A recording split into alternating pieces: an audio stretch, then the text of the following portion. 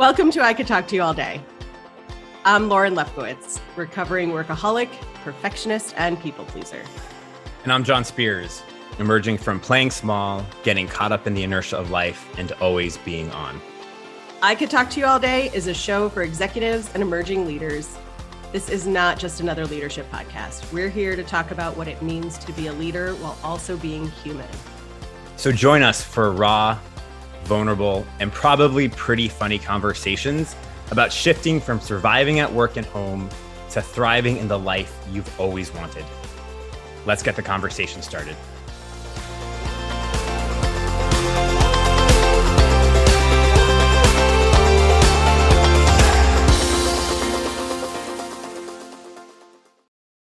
In the spirit of tradition, we will begin our episode with John Spears. Hey, Lauren Lefkowitz. Welcome. How are you today? I am doing really well. How are you? I am great. Yeah, I'm really happy. Today is like the perfect weather day. And in the DC area, we have like 3 summers. We have like the April summer, and then it gets cold again. And then we have summer, and then it gets cold. And then we have like October summer, and it gets hot again. And I live in a building that doesn't have autonomy over temperature control.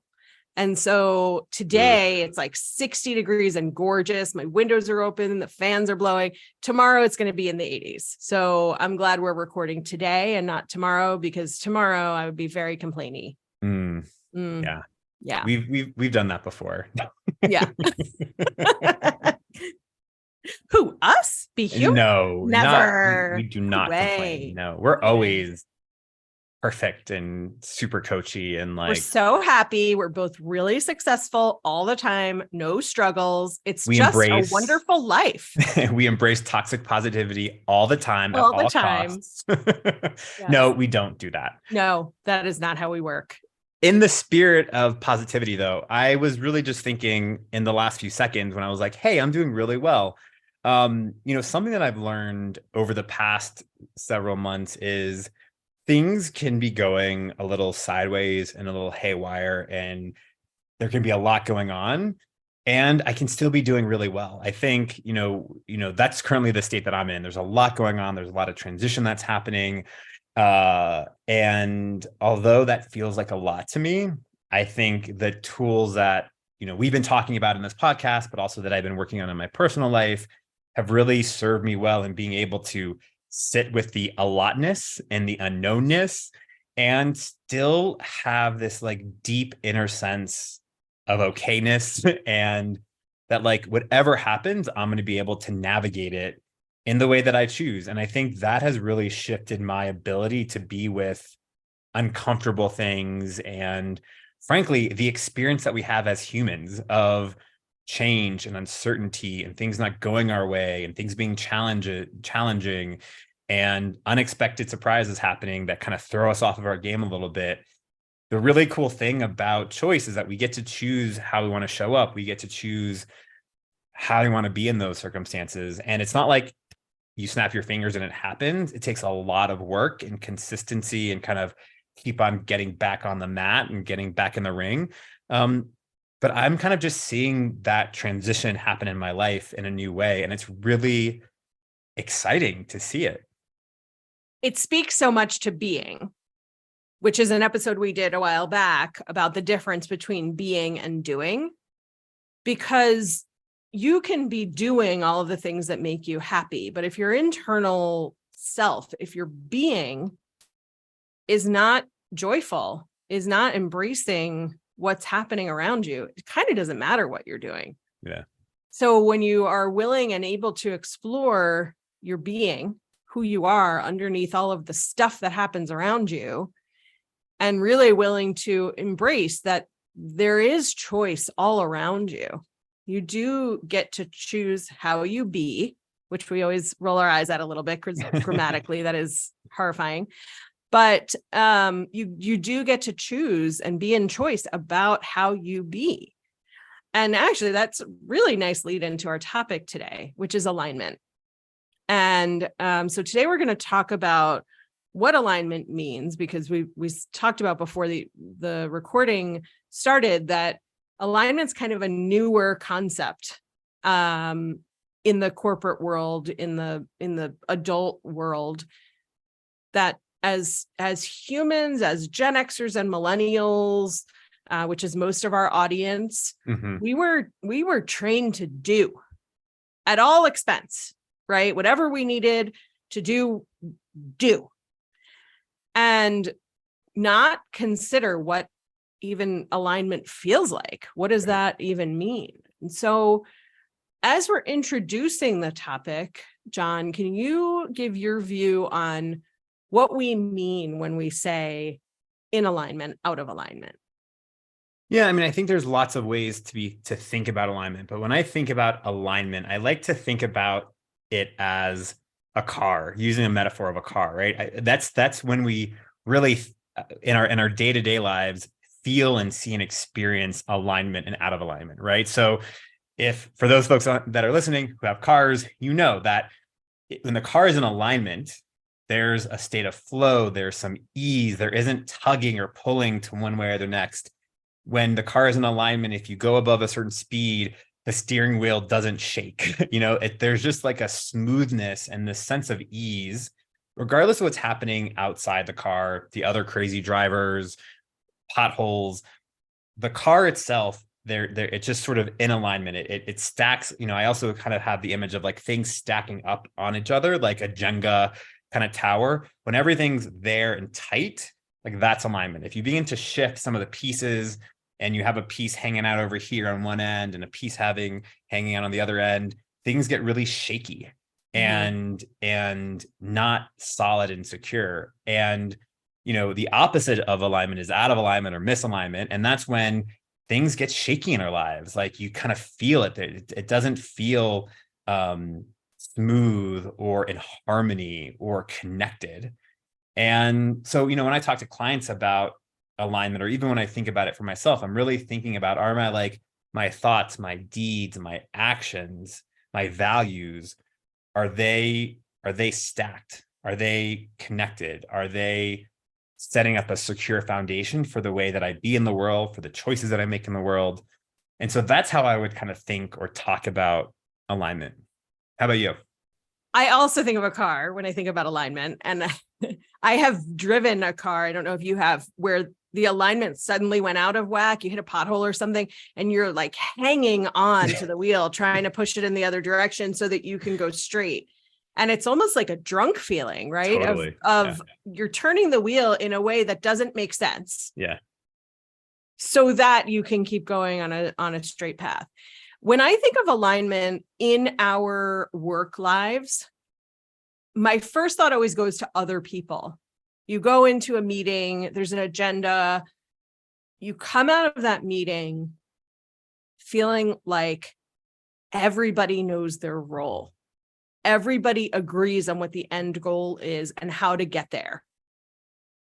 And you have, like you said, that harmony of everybody working together. And I think that's what comes to mind very often when we think about alignment, and we don't think about our own alignment, like our own internal and external selves, or our own pieces of internal self. And so we can live these lives, and so many of our clients do, where we're doing all of the things that we set out to do. I am being an executive. I am going into work every day, and I am achieving and accomplishing and taking care of my team and reporting what I need to my boss or the board. Or I'm the CEO and I see all the pieces working together and everything sort of in flow.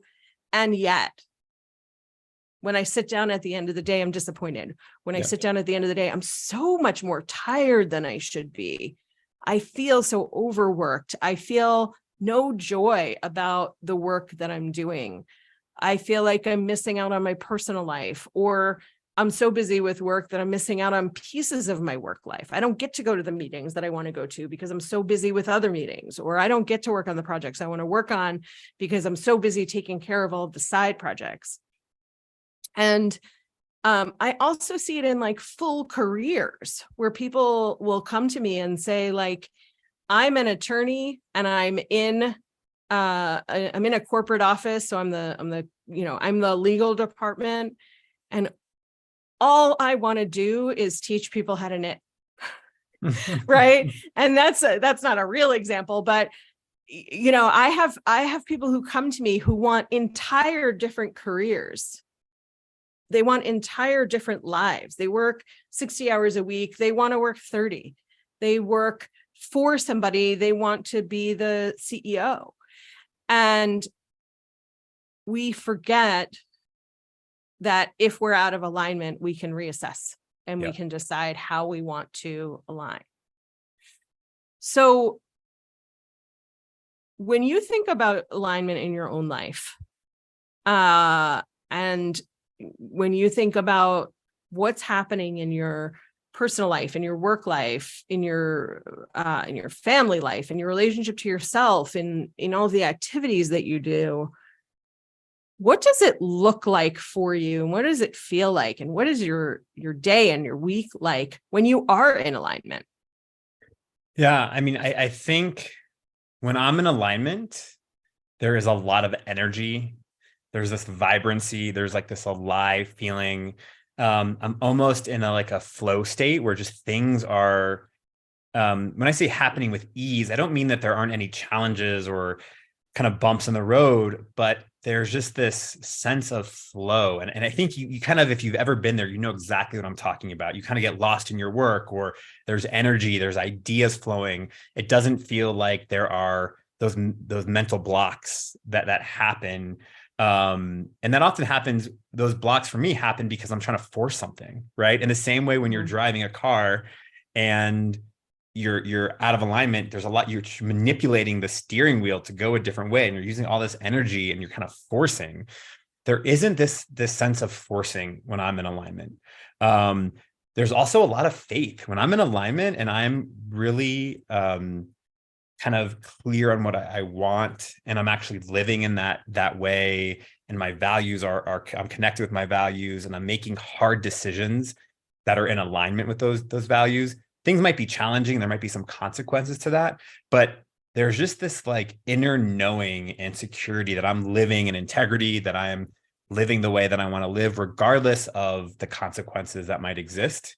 There's like this inner faith that just sort of happens in the universe, in she, he, they, them. I don't know who the universe is, but I'm trusting the universe. And that happens a lot more when I'm in alignment than when I'm not, because when I'm not in alignment, there's a lot more forcing. There's frankly a lot more manipulation of myself and other people and situations to get what I want, as opposed to just knowing that, having this deep sense of like who I am and what I want, and validating that as a purely good and right thing for me in my life. Yeah. When I'm in alignment, the things that feel harder end up feeling easier. Mm-hmm. And so when one thing goes out of alignment, it's easier for me to recognize and work on than if I'm just like all over the place out of alignment. Yeah. And I've been there. I mean, we all know I'm a former workaholic, and I spent all of my time and energy on work, and it was totally misaligned for me.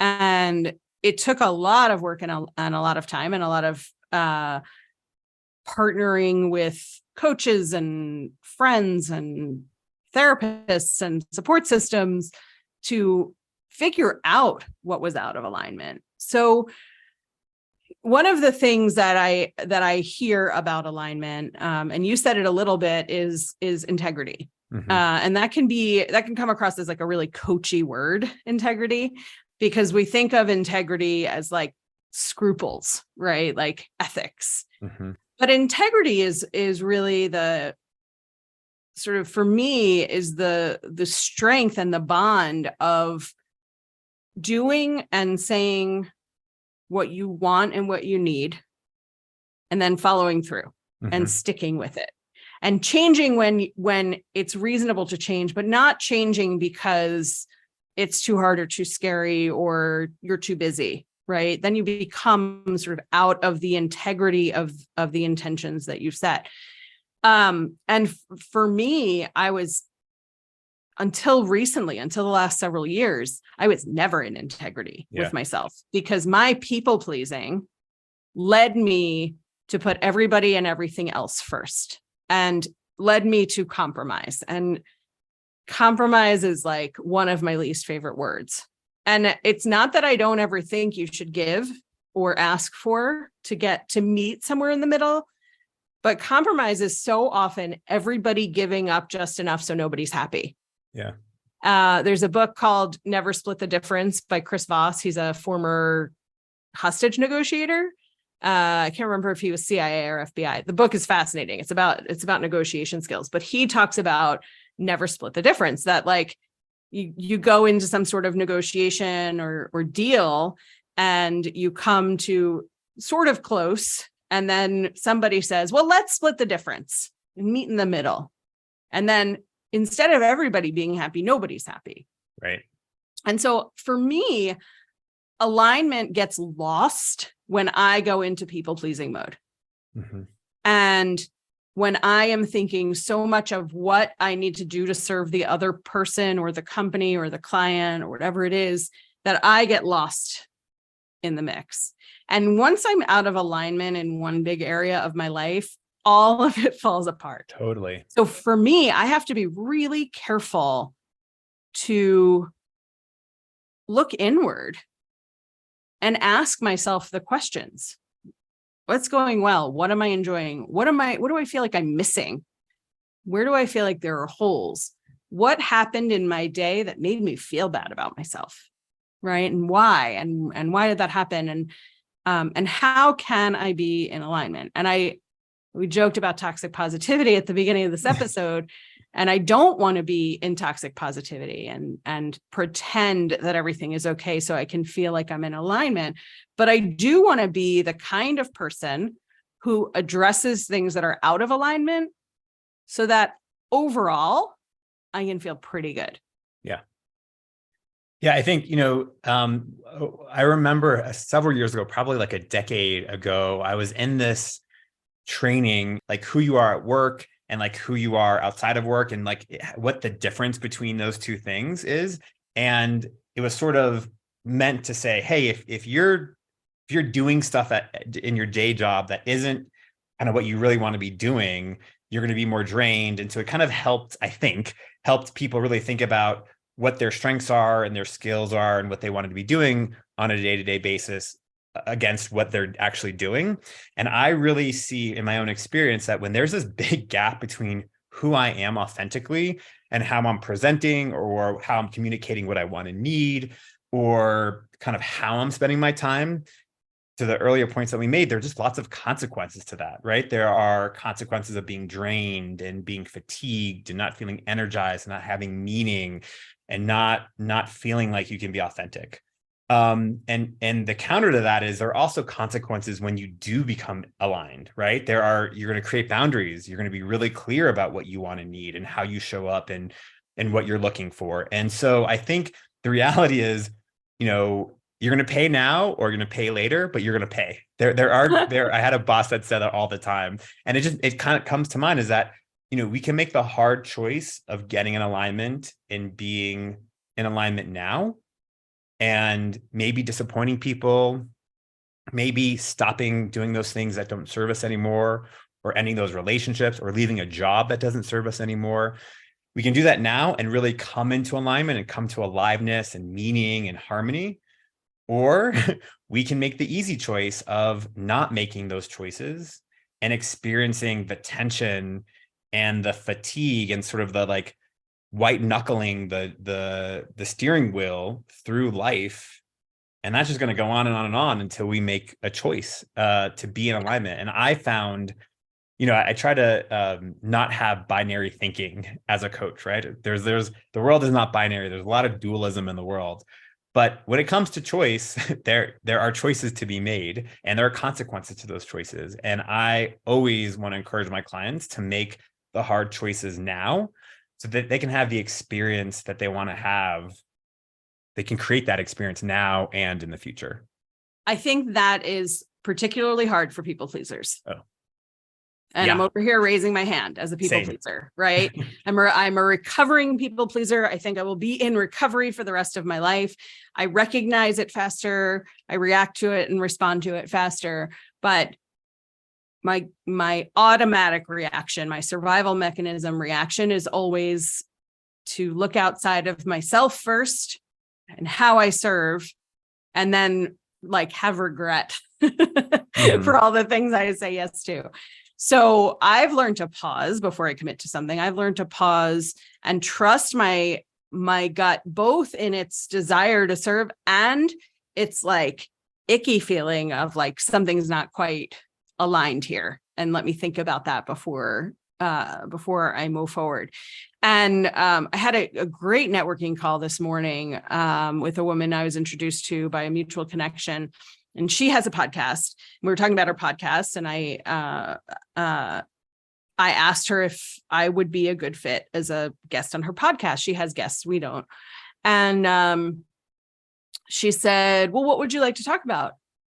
And I paused and I said, and we're not exactly in each other's wheelhouses.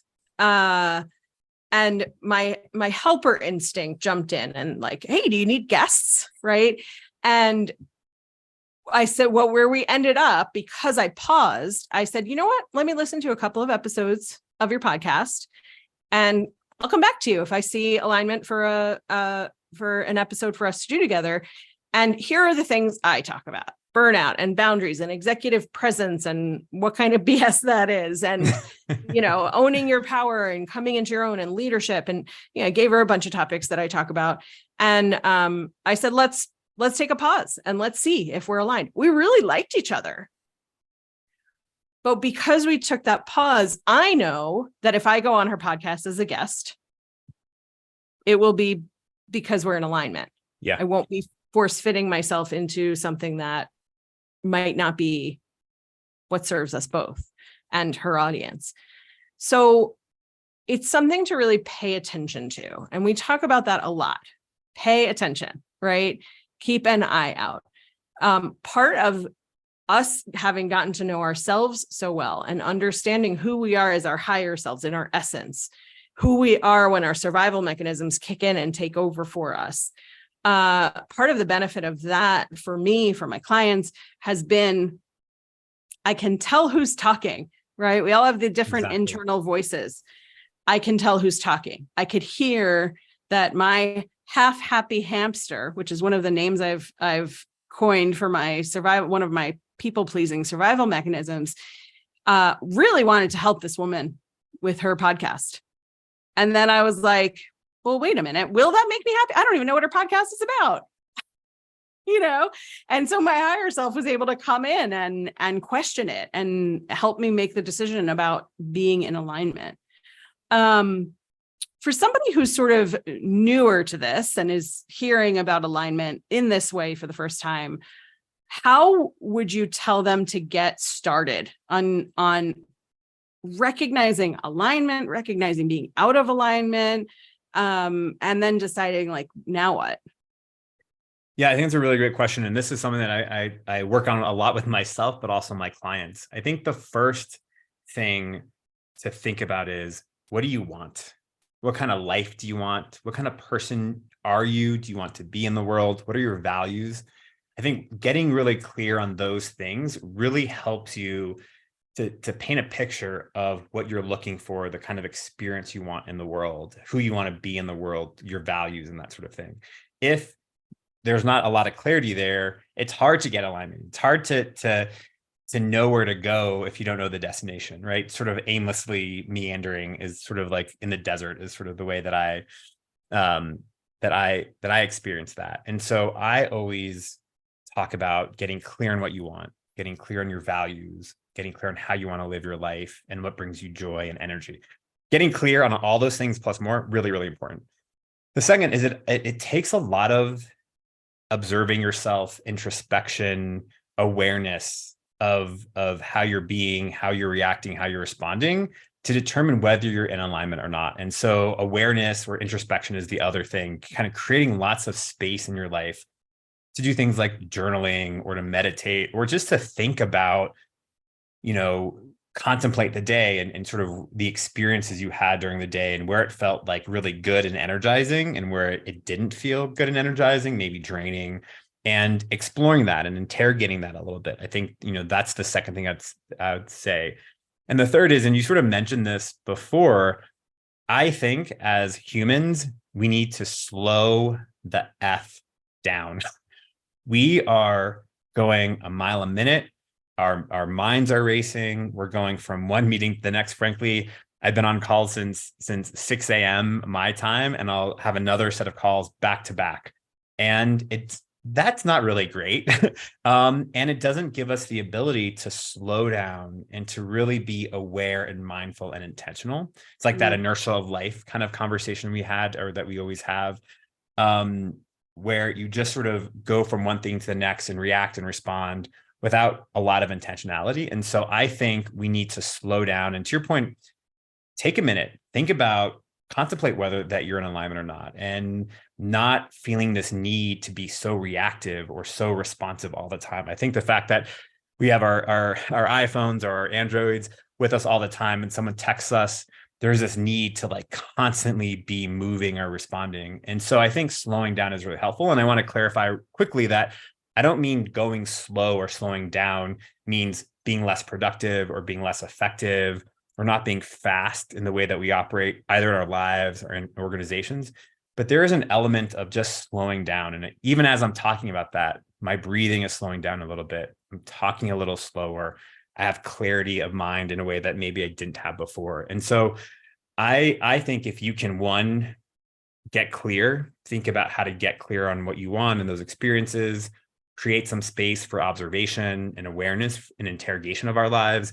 And then 3, slow down a little bit in the response of the stimulus that's coming our way. That's a really helpful way for me to think about alignment and how to do that, what that means for me. That big picture approach is so important, because if we only do little things here and there to get into alignment, it's like fixing your steering wheel a little. Yeah. Right. Yeah.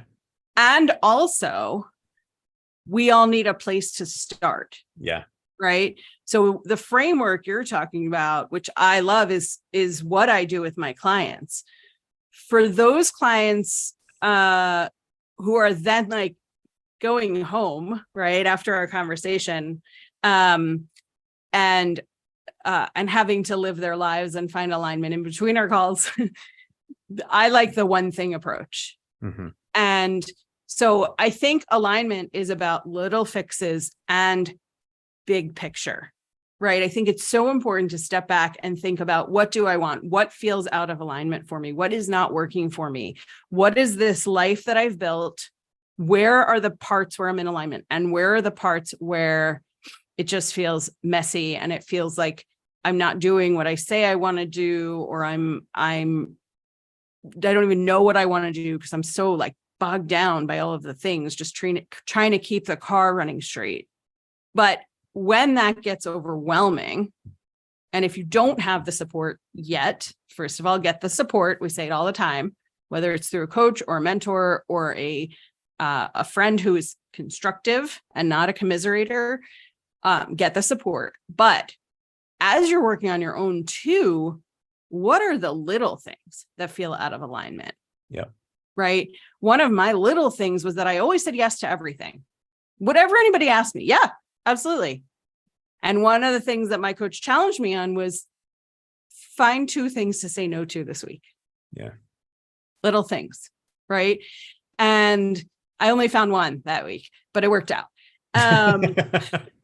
But I always like to think about like, what is one thing, right? For some people, it's like grocery shopping feels overwhelming and they don't have time. And so sometimes they're stopping on their way home from work and they're picking up something from the salad bar at the grocery store. Those are back these days.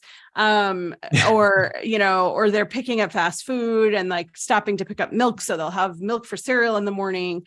But they're never doing like a full grocery shop because it just feels like it's too much and there's no time. Order your groceries. right? If that's not something you typically do, go get a coupon for delivery so that you can, or go to a different grocery store than you usually go to and get some sort of discount so that you're not worried that you're paying more money than you would normally pay, and see how that feels. Does that make you feel more in alignment, that you have fresh produce in your house, that you have a full refrigerator, that you have simple things that you can put together for meals? That's a little thing, right? If you think like, oh, I really wish I was reading more, I'm so enriched when I read more, set a timer for 5 minutes in between things before you go to bed or right when you wake up in the morning. Give yourself 5 minutes of reading. How did that feel? So for me, it feels like the reflecting, the thinking, the being creative about little things that you can do to implement change, that makes you hungry for more alignment. Yeah. That makes you want to carve out the time for the big picture stuff you're talking about, John, to like, well, this felt so good, right? Reading for 5 minutes, or not picking up my phone first thing in the morning, or, waking up 10 minutes before I know the kids will be up, or, whatever it is that gives you those moments. I just saw somebody on Instagram who said her kids' wake up schedule is so unpredictable that no matter what time she wakes up, one of them could be up. So she started staying up an hour later at night so that she has an hour of her time, and there's alignment there. And I love the creativity around that, because you get to make work what works for you. Yeah. There's no specific formula that's going to put you in alignment, but you have to notice it first. And that's what you said also, is like, you have to be aware. You have to be introspective. You have to look, and then you have to have the courage to implement change, to hire or find help, to go after all of the super scary but amazing things you actually want that will bring you into an aligned life. Totally. Yeah. I mean, I think that the one thing that I would highlight from what you just said, so many good things, but it takes courage to be in alignment. When there might be relationships or things in your life that are not in alignment with where you are and where you want to go and who you are, it takes courage to end those things. And I think that thinking about what things are no longer serving you and are keeping you out of alignment could be a really challenging thing.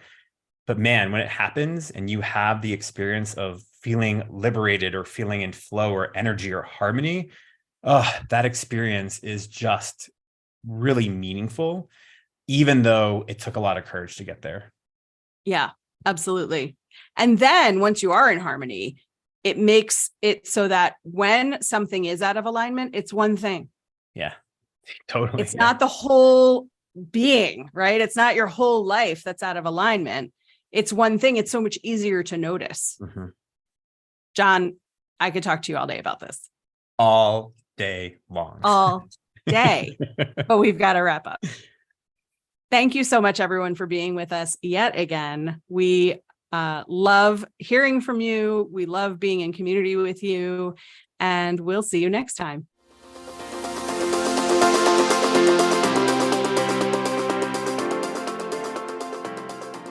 Thanks so much for listening today. We'd love to hear from you. Email us at icouldtalktoyouallday@gmail.com with your comments, questions, and topic requests. And subscribe so you don't miss an episode.